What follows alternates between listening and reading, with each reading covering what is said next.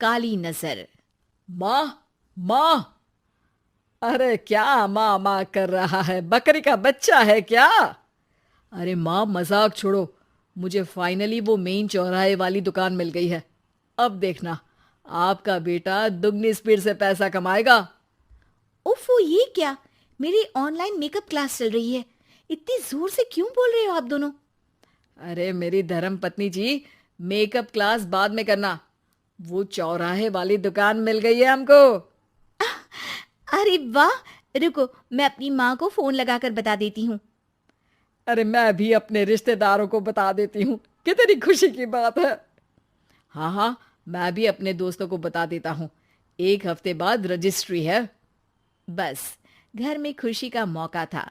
उन तीनों ने अपने अपने फोन उठाए और लोगों में बात फैलाना शुरू कर दिया।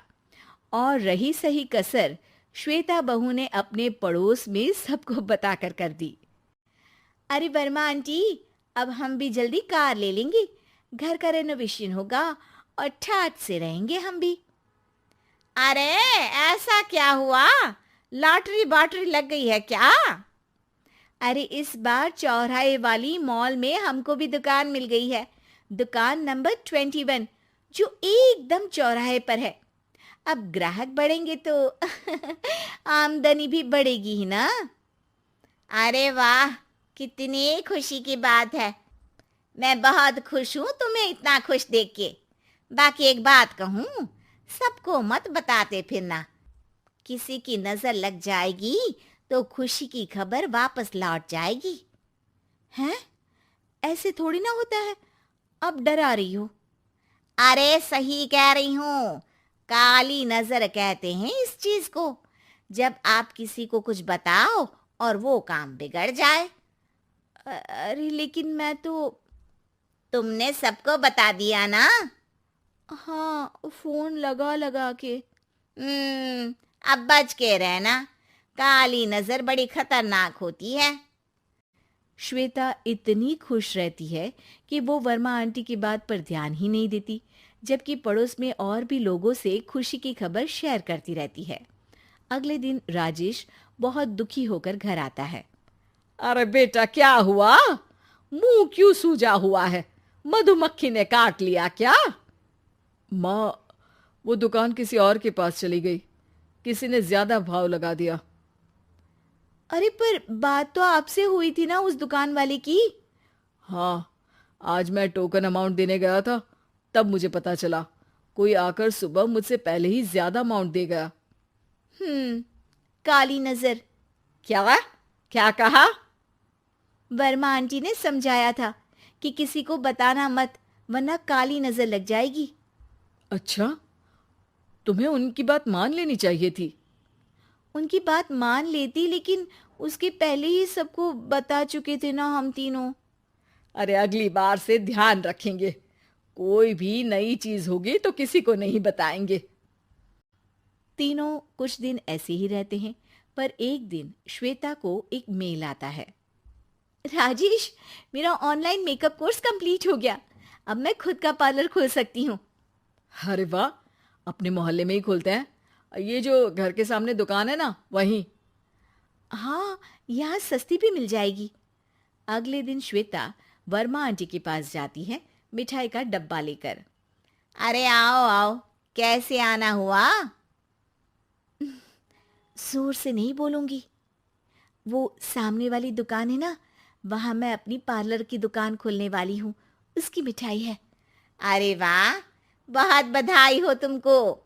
हाँ, मैं कमाने लगूंगी तो राजेश पर पूरे घर का बोझ नहीं रहेगा ना आंटी जी। ये तो है। पर ये बता कि तूने ये बात किसी और को तो नहीं बताई ना? अरे नहीं नहीं, पिछली बार गलती कर दी थी। काली नजर लगी किसी की और राजेश के हाथ से वो दुकान चली गई थी। सबको मत बताना। चलो मैं चलती हूँ, कल दुकान की बात करने भी तो जाना है। अगले दिन श्वेता दुकान के लिए मालिक से बात करने जाती है। अरे लेकिन दुकान तो हम कल रात को ही किसी को दे चुके हैं। कल ही? हाँ, कल ही। 2 दिन बाद कोई यहाँ पार्लर भी खोल लेगा। अब कहीं और दुकान देख लीजिए। अरे पर हमको भी तो पार्लर ही खोलना था। हाँ भाई, ये एक ही दुकान है, आधी आधी तो नहीं दे सकता ना मैं। राजेश और श्वेता घर पर हताश होकर आ जाते हैं। इस बार तो किसी को बताया भी नहीं था, अब किसकी काली नजर लग सकती है।